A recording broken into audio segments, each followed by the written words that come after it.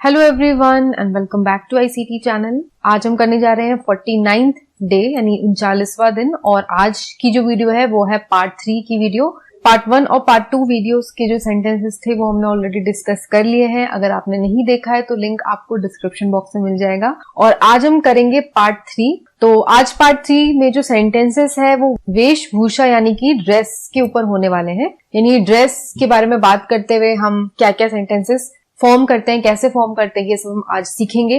तो वीडियो शुरू करें उससे पहले चैनल पे नए हैं तो चैनल को सब्सक्राइब करें और बेल आइकन भी प्रेस कर दें जिससे चैनल पे आने वाली कोई भी वीडियो आपसे कभी भी मिस ना हो। तो चलिए let's start with today's video.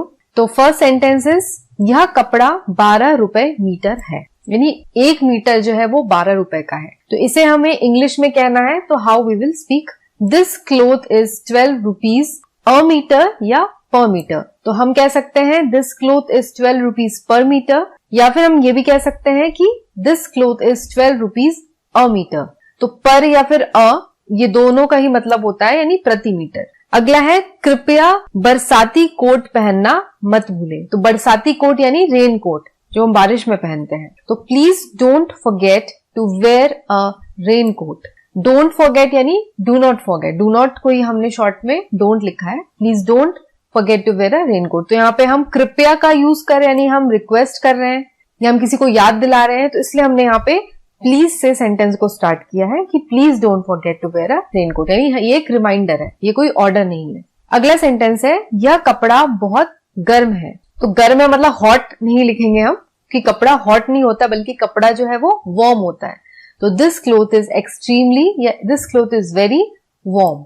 भारतीय महिलाएं प्रायः साड़ी पहनती हैं। तो प्रायः साड़ी पहनती है यानी कि अक्सर साड़ी पहनती है, ज्यादातर महिलाएं, भारतीय महिलाएं हैं वो ज्यादातर साड़ी पहनती हैं। तो प्रायः के लिए यूज किया गया है क्या वर्ड, यूजुअली या फिर मोस्टली। तो हम कहेंगे इंडियन विमेन यूजुअली या मोस्टली वेयर साड़ीज। गीले कपड़े न पहनो। डोंट वेयर वेट क्लोथ्स या don't put on wet clothes. तो वेयर का मतलब भी होता है पहनना और पुट ऑन का मतलब भी होता है पहनना। पुराना कोट पहनो नई किताब खरीदो। यानी ये कहावत है कि कपड़े पुराने पहनो लेकिन किताब हमेशा नई खरीदो। तो इसको हम कह सकते हैं wear old coat buy a new book. यानी जैसे जैसे सेंटेंस है हमने बिल्कुल वैसे ही ट्रांसलेट किया है। पुराना कोट पहनो, पहनो के लिए वेयर, तो वेयर ओल्ड कोट, और नई किताब खरीदो, खरीदो यानी कि बाय अ न्यू बुक। मैं कपड़े बदल कर आता हूं। I will come after changing my clothes. आजकल के युवक नए फैशन के कपड़े पहनते हैं। नए फैशन के यानी जो लेटेस्ट ट्रेंड चल रहा है उसके हिसाब से पहनना। तो नाउ डेज, आजकल के लिए नाउ डेज, युवक के लिए यूथ आ गया। तो nowadays the youth wear clothes of the latest fashion. Latest fashion यानी जो एकदम ट्रेंड में है। वह रेशमी साड़ी पहने हुई थी। अब पहने हुई थी यानी हम पास्ट टेंस की बात करें, भूतकाल की बात करें कि ये चीज ऑलरेडी हो चुकी है। तो यहाँ पे ये तो क्लियर हो गया हमें कि हमें यहाँ पे इज नहीं लगाना है बल्कि हमें यहाँ पे वॉज का यूज करना है। She was wearing a silk sari या she was clad in a silk sari. तो क्लैड इन का मतलब भी पहनना होता है। तो clad in a silk sari यानी साड़ी पहने हुई थी। अगला सेंटेंस है मेरे कपड़े धोबी के पास गए हैं। My clothes have gone to the laundry. तो यहाँ धोबी के लिए हमने यूज किया है लॉन्ड्री। तो लॉन्ड्री का मतलब ये होता है कि धुलने के लिए गए हुए हैं। तो अंडरस्टूड है कि धुलने के लिए वो धोबी के पास ही गए हुए होंगे। तो इसलिए हमने यहाँ पे लॉन्ड्री वर्ड जो है इंग्लिश में यूज किया जाता है, ना कि हम वॉशरमैन बोले। वह नीली वर्दी पहने हुए था। He was wearing a blue uniform. तो वर्दी के लिए यूज हो गया यहाँ पे इंग्लिश में यूनिफॉर्म। ये कोट पानी से नहीं भीगता। पानी से नहीं भीगता यानी क्या है वो, वाटर प्रूफ है। तो जब इंग्लिश में इसको ट्रांसलेट करेंगे तो हम कैसे करेंगे, it is a water proof coat. ये नहीं कहेंगे कि हम this coat does not get wet, बल्कि डज नॉट गेट वेट की जगह हम यूज करेंगे this is a water proof coat या it is a water proof coat. यह कपड़े आपके लिए हैं।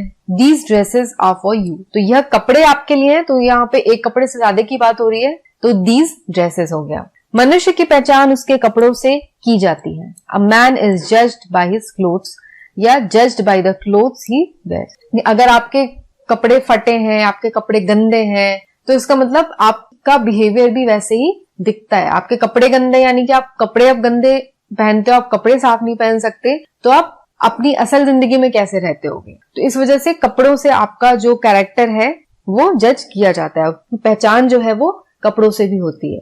ये ड्रेस मुझे कुछ तंग है यानी कि टाइट है, तो this dress is a little tight for me. यह कोट कमर से ढीला है। अब कमर से जब हम कपड़ों की बात करते हैं, जब हम ये सेंटेंसेस हम ड्रेसेस के बारे में, आज जो सेंटेंसेस है वो हम ड्रेसेस के बारे में पढ़ रहे हैं, तो ड्रेसेस के सेंस में जब हम पहनावे की बात करते हैं तो उसमें कमर हम वेस्ट बोलते हैं। तो यहाँ पे कमर से ढीला है यानी this coat is loose at the waist. आपके पास कमीजों का कपड़ा है, डू यू हैव शर्टिंग्स।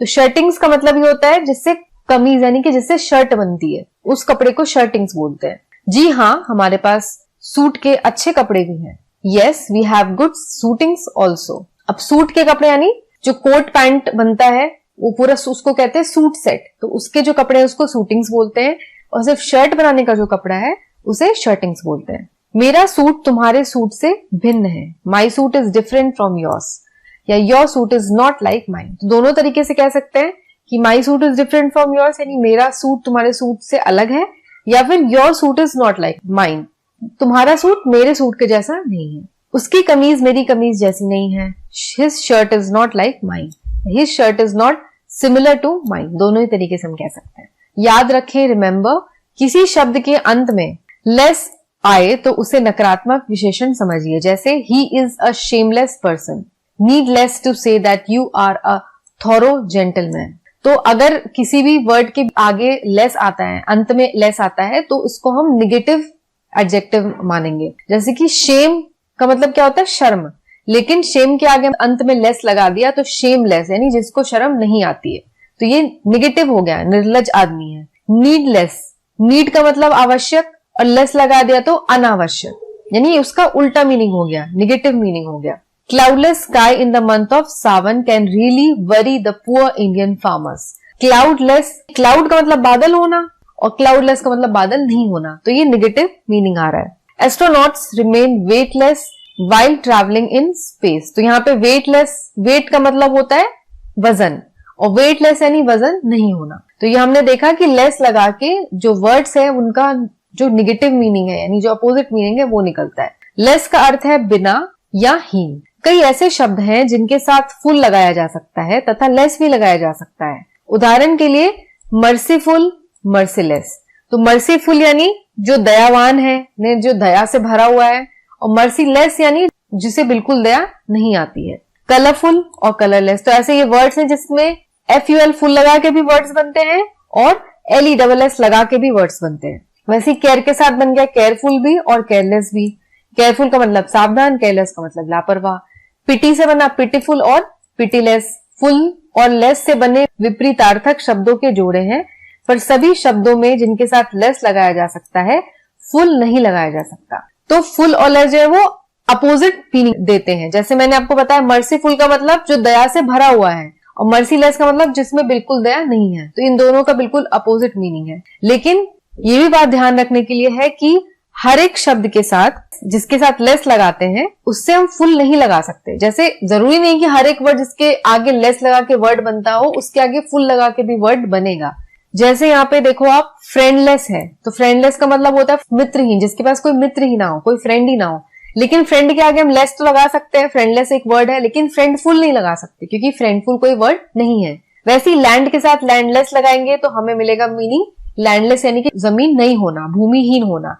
लेकिन इसके साथ हम फुल नहीं लगाते हैं क्योंकि लैंडफुल करके कोई वर्ड ऐसा नहीं एग्जिस्ट करता है। तो इनके साथ फुल लगाकर फ्रेंडफुल और लैंडफुल नहीं बनाया जा सकता है। ध्यान रहे कि किसी दूसरे शब्द के साथ जोड़ने पर फुल में सिंगल एल लिखा जाता है, डबल एल नहीं। तो जब भी हम इन वर्ड्स के साथ, जैसे हमने यहाँ पे देखा मर्सी, फॉर एग्जाम्पल चलो कलर ले लेते हैं, तो कलर के साथ जब हम FULL जोड़ते हैं तो वर्ड हमें क्या मिलता है, ये कलरफुल वर्ड मिलेगा। लेकिन जब हम जोड़ते हैं तो डबल एल नहीं आएगा, सिर्फ सिंगल एल आएगा। कलरफुल जब बनाएंगे तो डबल एल नहीं आएगा। वैसे ही केयरफुल में डबल एल नहीं आएगा। जब फुल जुड़ता है वर्ड के साथ तो उसका जो लास्ट का एक एल है वो गायब हो जाता है। ये रूल है, तो ये आपको ध्यान रखना है। और ये सारे रूल्स आपको सिर्फ और सिर्फ प्रैक्टिस से ही आप परफेक्ट हो सकते हैं। तो चलिए आज के लिए बस इतना ही। आई होप कि आपको आज की वीडियो पसंद आई हो, और अगर वीडियो पसंद आई तो वीडियो को लाइक जरूर करें, इस वीडियो को अपने फ्रेंड्स के साथ शेयर करें, और अगर आप चैनल पे नए हैं और अगर आपको वीडियोस अच्छी लगती हैं तो प्लीज चैनल को सब्सक्राइब करें। तो आज के लिए बस इतना ही। मैं मिलूंगी आपको एक नई वीडियो के साथ। तब तक के लिए take care and have a nice day.